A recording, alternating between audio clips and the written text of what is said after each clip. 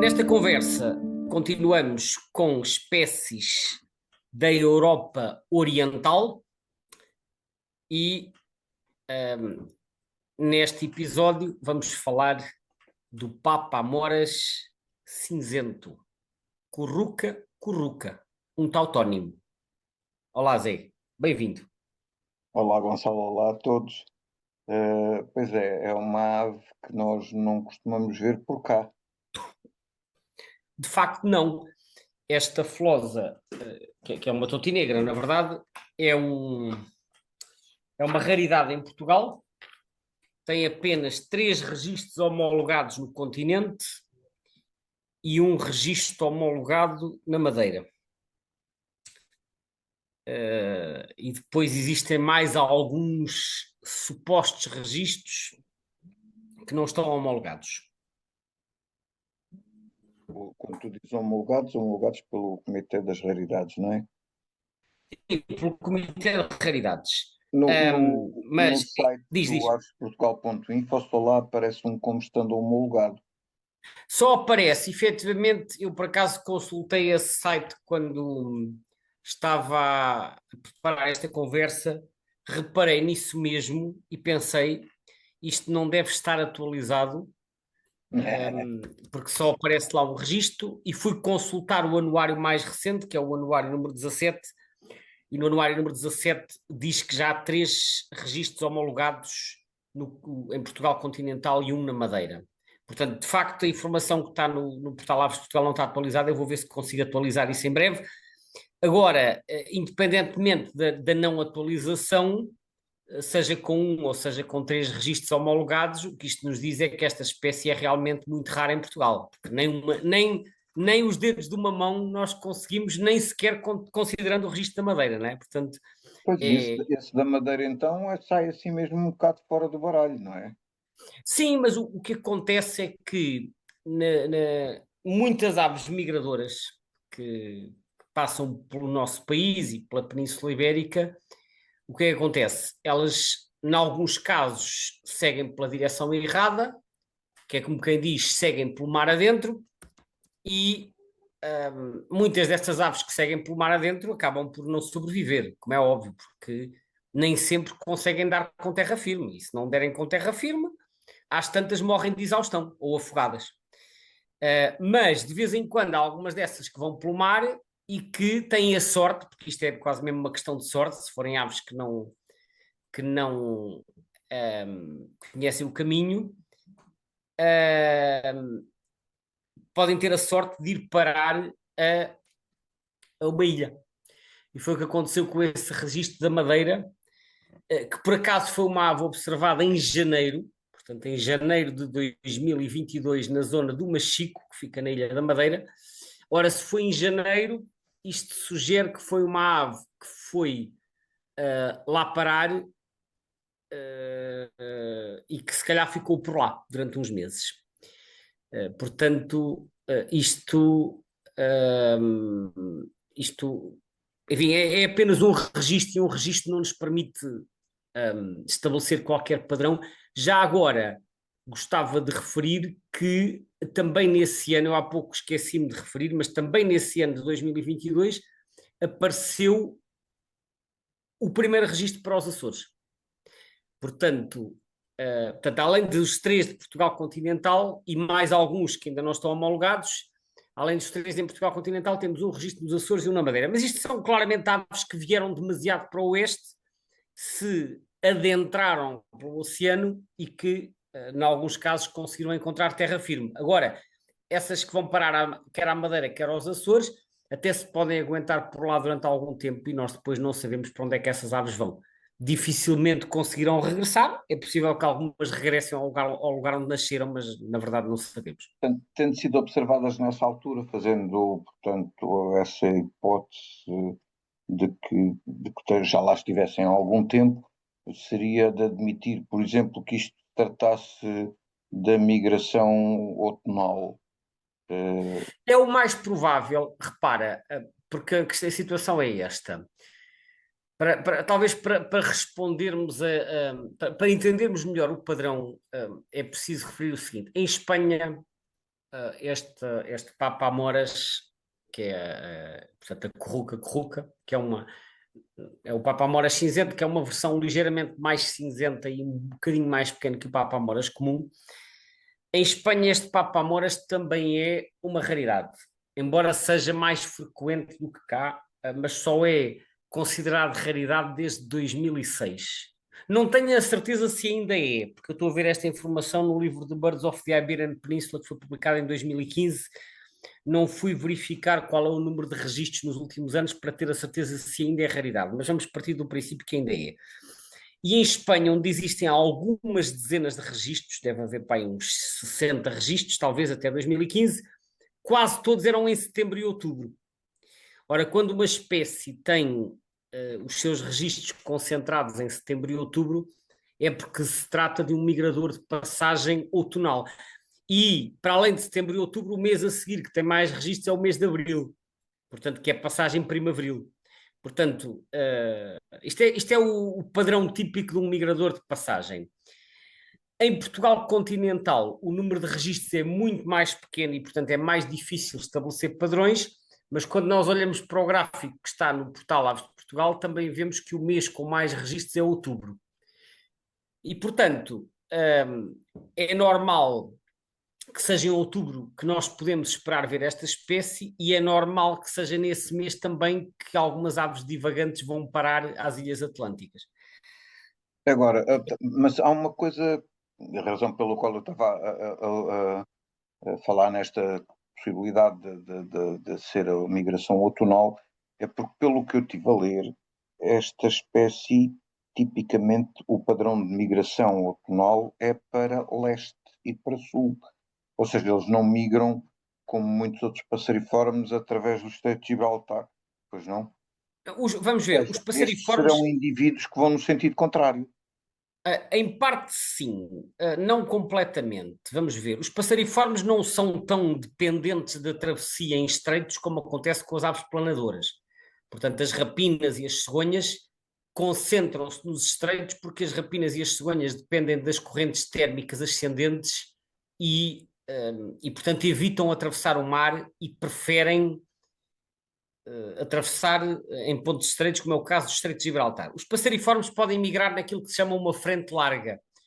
Uma frente larga quer dizer não têm necessariamente que se concentrar nessas passagens estreitas e podem perfeitamente atravessar mares, em particular o mar Mediterrâneo. Aliás, se tu te recordas de um vídeo que nós passámos uma vez num dos webinários, há um vídeo que até está online, que foi filmado por um engenheiro naval grego no Mediterrâneo Oriental e que mostrava a quantidade impressionante de passeriformes e outras aves migradoras que pousam a bordo de barcos no meio do mar E para que vão à descansar. boleia, não é?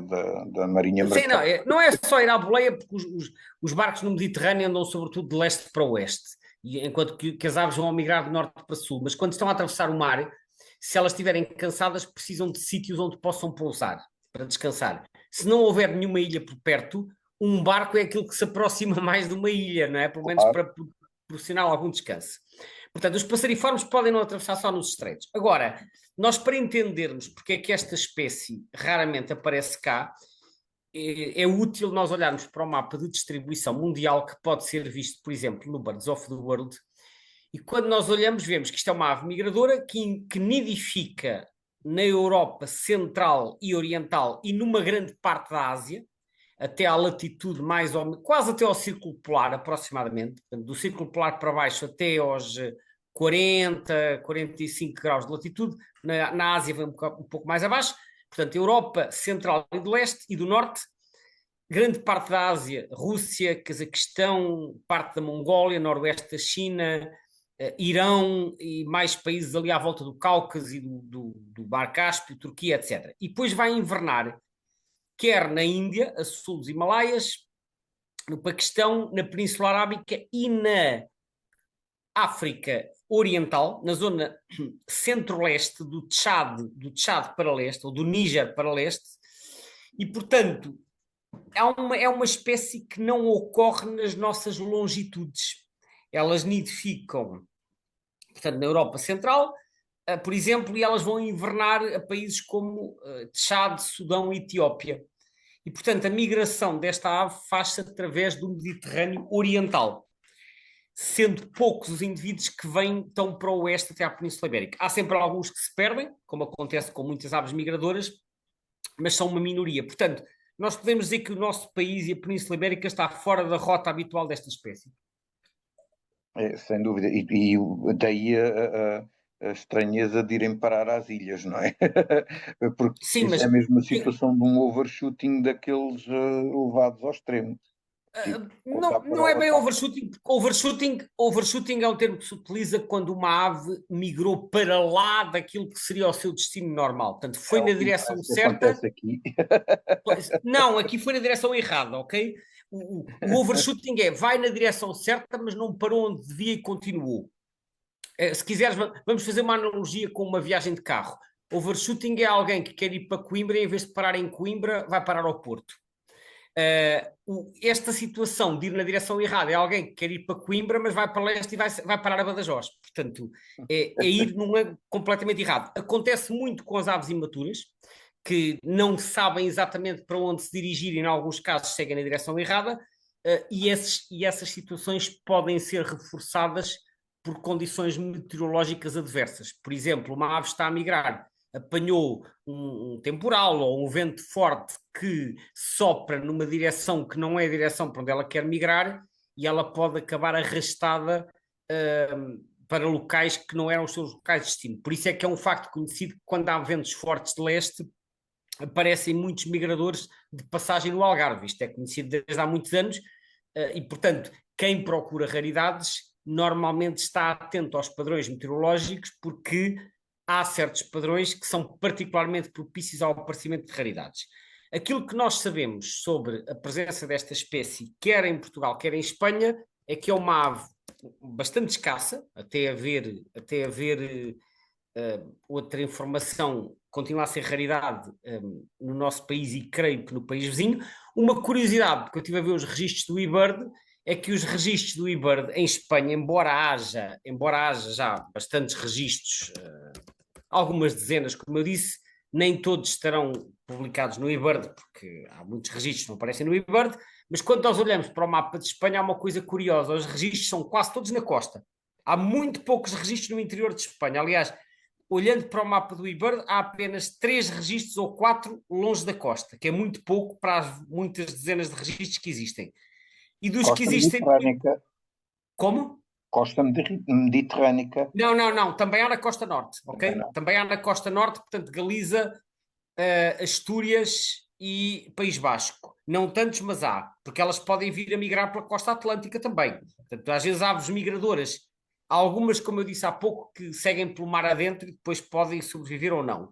Mas há outras que, quando chegam à costa, para evitar entrar pelo mar, vão seguindo a linha de costa. E, portanto, a linha de costa, em muitas zonas de Portugal e de Espanha, é um conjunto de zonas favoráveis ao aparecimento de migradores, incluindo migradores raros. Agora, destas que aparecem na costa, quer na costa atlântica, quer na costa mediterrânica, a zona com mais registros é a Catalunha. A Catalunha é a zona mais a leste de Espanha e isso não surpreende porque há várias outras aves que têm uma distribuição mais oriental na Europa que aparecem em números reduzidos em passagem no território de Espanha e quando aparecem mais é quase sempre no leste, na Catalunha e às vezes no país valenciano.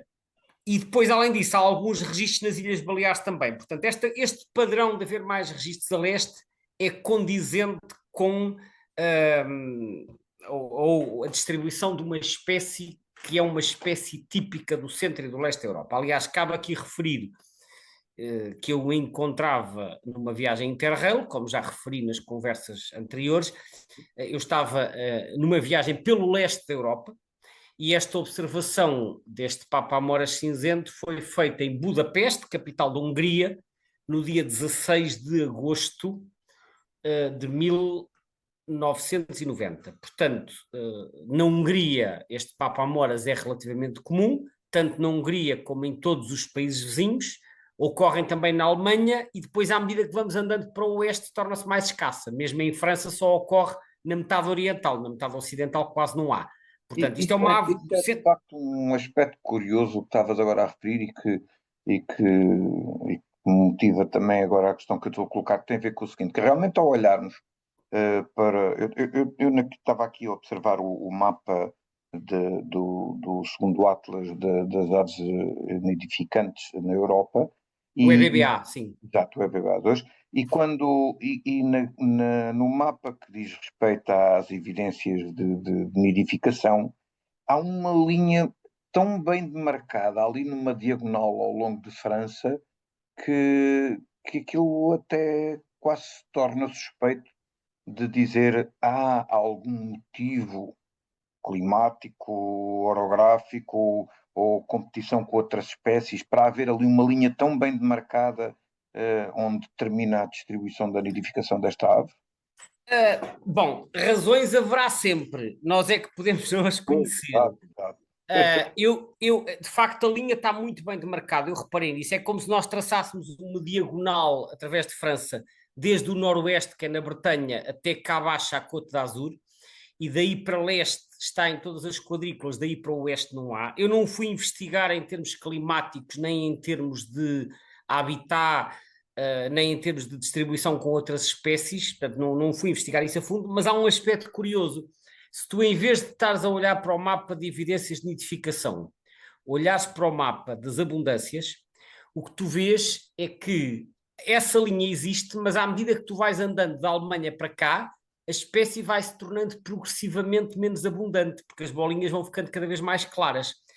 Isto significa que elas ocorrem em França, na metade oriental, sim, mas quanto mais vens em direção ao Atlântico, mais escassa a espécie se torna e a partir de um determinado local já não ocorre. Isto acontece, por exemplo, em Portugal, há vários exemplos desses, um dos mais óbvios como ocorre é o chapim-carvoeiro.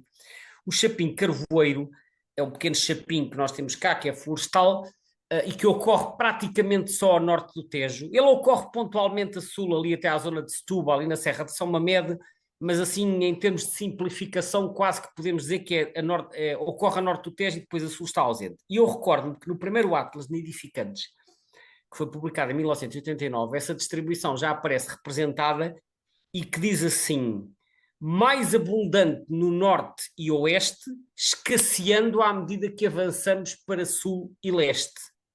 E porquê? Porque eles dão-se melhor com zonas mais frescas e úmidas. À medida que avançamos para sul e para leste, portanto para o interior, o clima vai ficando mais quente e mais seco e vai se afastando cada vez mais daquilo que será o ótimo climático dessa espécie.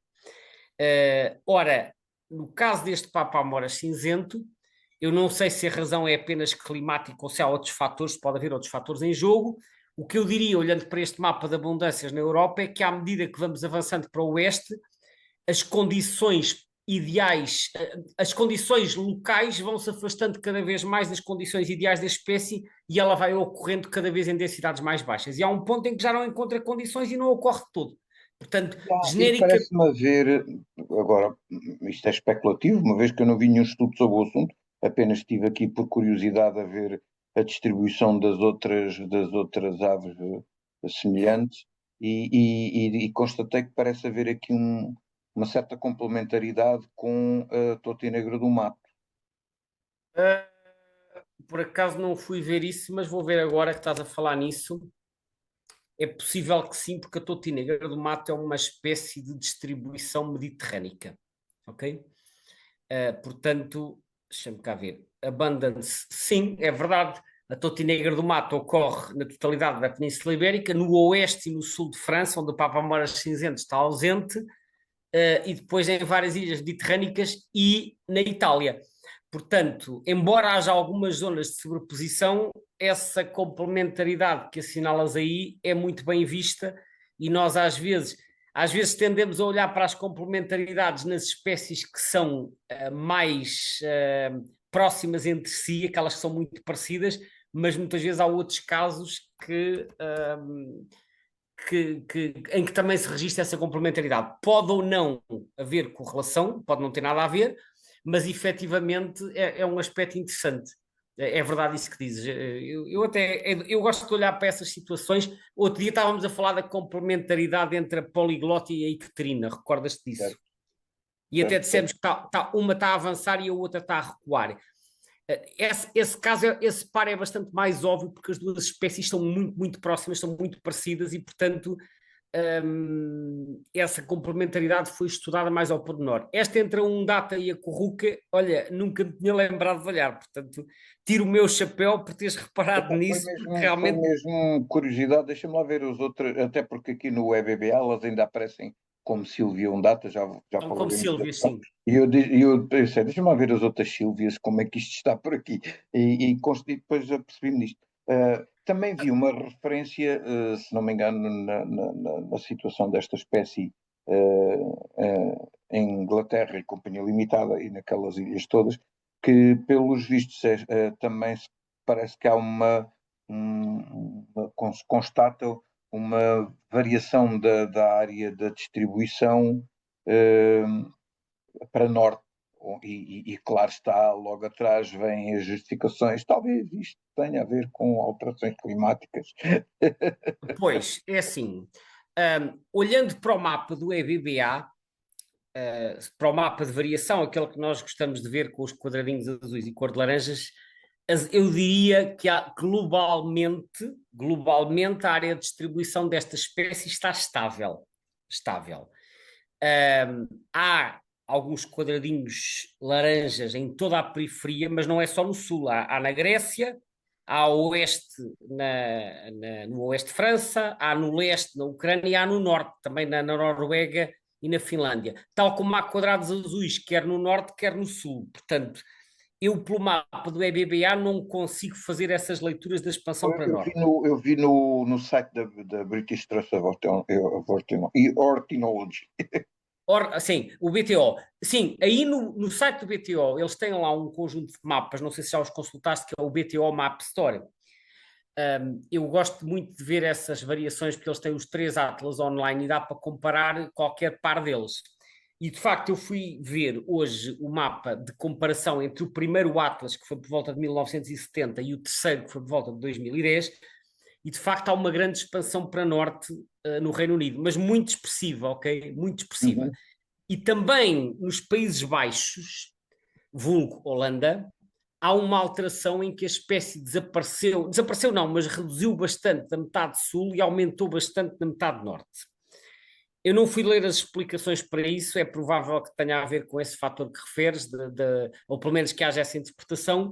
Agora, eu entendo que essas alterações na distribuição se dão a escalas muito mais macro e não a escalas micro. Quer dizer, a Holanda é um país que tem pouco mais do tamanho do Alentejo e do Algarve juntos, e, portanto, estar a dizer que ela diminuiu no sul e aumentou no norte e atribuir isso às alterações climáticas sem fazer um estudo, pelo menos, de como é que o clima variou no sul e no norte do país, acho às vezes uma conclusão um bocadinho ousada, digamos assim. Porque uma coisa é desaparecer do Mediterrâneo e aumentar no norte da Escandinávia, isso é uma alteração macro. Outra coisa é alterações à escala de um país ou de uma região que às vezes são explicadas por fatores que nada têm a ver. Não sei. Ou seja, o que eu quero dizer apenas é que verificou-se, tanto no Reino Unido como nos Países Baixos, que houve alterações de distribuição para norte. Só que a nível europeu não se verifica isso. Por isso é que eu acho que essas conclusões a uma escala micro às vezes têm por trás outros fatores que podem não ser tão evidentes. Vamos aqui falar um bocadinho também sobre a questão da sintaxe e aproveitar da taxonomia e aproveitar a deixa para referir que tens aqui umas quantas subespécies nesta espécie, não é?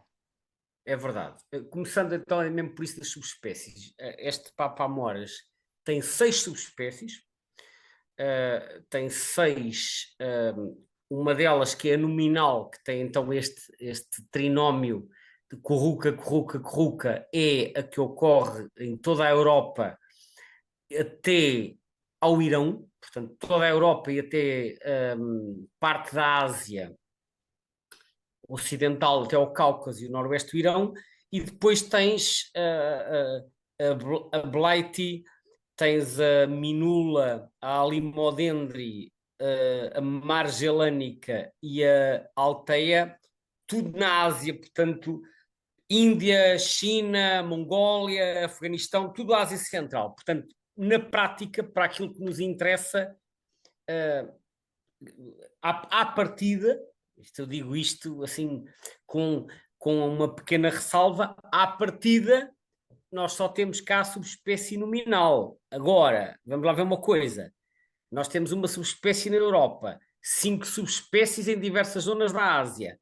Esta espécie é migradora de longa distância. Aparecem cá indivíduos divagantes, com que base é que nós vamos dizer que são aves europeias? Não sabemos. Sabemos lá se não vem uma da Sibéria ou do Cazaquistão, ou de outro sítio. Não sabemos, nós estamos apenas a apostar em probabilidades. Estamos a dizer que por uma questão, enfim, estamos a dizer não, estamos a presumir que por uma questão de proximidade as que apareceram cá serão europeias, mas podem não ser. Nada impede que venha cá parar, por exemplo, uma Bleitica dos Urais até à Transbaicália das montanhas Altai que ficam perto da Mongólia. Portanto, não sabemos. Há 6 subespécies, teriam, ou seja, estou a dizer que não sabemos, não, algumas subespécies poderiam ser excluídas porque são muito mais clarinhas, sobretudo as mais do leste, mas teria que se olhar para detalhes da plumagem quando existem para perceber se é possível concluir algo acerca da subespécie, que nem sempre é possível. Quanto ao nome, o nome científico, esta espécie que ocorre, que é comum na Suécia, aliás, eu depois cheguei a vê-la na Suécia, já depois de a ver na Hungria, foi descrita pelo nosso bom velho amigo Carl von Linné, ou Linneu, em 1758, e tal como acontece com muitas aves insetívoras, ele não foi de modas e meteu isto no género Motacilla. Portanto, Motacilla corruca. Motacilla corruca, ou seja, como se fosse uma alvéola, que aliás ele fez isso com imensas aves insetívoras, ruivos, chascos, totinegras, flosas, etc. Depois, mais tarde, isto já andou pelo género corruca, já andou pelo género Sílvia e agora está outra vez no género corruca. Ora, corruca, alegadamente, eu digo alegadamente porque há várias teorias para a origem desse nome, incluindo nomes que eram referidos pelos autores da antiguidade, mas uma das explicações que vem referida no dicionário dos nomes científicos do Birds of the World é que corruca deriva de um nome obsoleto da língua sueca, que era Kruka, e Kruka era o nome, ou seria o nome que era dado ao Papamoras cinzento na Suécia. Portanto, era o nome sueco desta espécie, mas é um nome antigo que já não é usado. Portanto, supostamente, se esta interpretação estiver correta, porque, como eu disse, há aqui algumas dúvidas, o Linneu terá chamado Motacilla por ser do género, por ser uma ave insetívora, e depois Corruca porque ele foi buscar o nome vernáculo da Suécia. E depois, mais tarde, ela esteve na Sílvia, e quando volta ao género Corruca, que já tinha sido criado anteriormente, é criado por tautonímia e fica Corruca. Curiosamente, em espanhol, as totinegras também são chamadas corrucas, portanto é Corruca cabeça-negra, Corruca capirotada, Corruca qualquer coisa. Não tenho a certeza se os espanhóis importaram o nome para espanhol vindo do nome científico, que é do Corruca, ou se tem outra origem, não fui investigar isso. Mas é um pormenor curioso. Já agora, antes de terminarmos, gostava ainda de referir aqui uma curiosidade, que é a seguinte: esta espécie, esta Papamoras cinzento, como eu disse, é raro em Portugal, tanto quanto se sabe, sempre terá sido, mas quando nós vamos olhar para a bibliografia antiga, esta ave aparece referida em diversos trabalhos, uns mais antigos, outros menos antigos, mas a quantidade de registros que aparece, e não havendo evidência de que a espécie tenha diminuído muito na Europa, e por outro lado, sendo uma ave difícil de identificar, leva-nos a supor que possa ter havido erros de identificação. Um dos casos mais óbvios é no catálogo das aves do rei Dom Carlos de Bragança. O rei Dom Carlos, como se sabe, era muito interessado por temas da natureza, ele publicou vários trabalhos, quer sobre oceanografia, quer também sobre aves, e algumas observações muito originais são dele, como os 2 famosos quebra-ossos do Guadiana, e outras observações também dessa região, mas também aquilo que se sabia sobre identificação na altura não é o que se sabe hoje. E o rei, no seu catálogo, diz que o Papamoras cinzento é comum no inverno no sul do país. O que, enfim, leva-nos a supor que talvez houvesse ali confusão com outra totinegra, não sabemos. No Museu de Coimbra Aparentemente havia em 1878 um exemplar proveniente de Maiorca. Maiorca, neste caso, é o nome de uma aldeia perto da Figueira da Foz, mas este exemplar ter-se-á perdido antes de ser devidamente examinado pelos ornitólogos da época. Há outro ornitólogo inglês que que publicou trabalhos no século XIX, que era o Smith, o reverendo Smith, e que refere ter visto a espécie também nas coleções do Museu de Lisboa, que é o Museu Bocage, em 1868. Mas, como sabemos, esse museu foi destruído por um incêndio em 1978, portanto, o que lá estava desapareceu. Há também registros do professor Santos Júnior, que foi o fundador e presidente da Sociedade Portuguesa de Ornitologia, que diz que terá capturado 5 aves em Mogadouro, em setembro de 84, identificadas como papamoras cinzentas, cinzento, e 2 teriam sido conservadas no Museu do Porto, mas este registro mais tarde terá sido corrigido. Portanto, pensa-se, estes e outros registros que eu não estou a elencar todos, mas há bastantes registros históricos que apontam a presença desta espécie em Portugal. É provável que alguns deles tenham a ver com erros de identificação, não sabemos, efetivamente não sabemos. O que se sabe é que hoje esta espécie é francamente rara no nosso país e, portanto, os registros históricos, na ausência de uma descrição que permita tirar dúvidas, devem ser encarados com algumas reservas. E pronto, ficamos por aqui, que é para não nos Ok. esticarmos demasiado. Gonçalo, obrigado. Obrigado a Obrigado, Zé. todos que nos Voltaremos ouviram. em breve para falar de mais flosas do leste da Europa.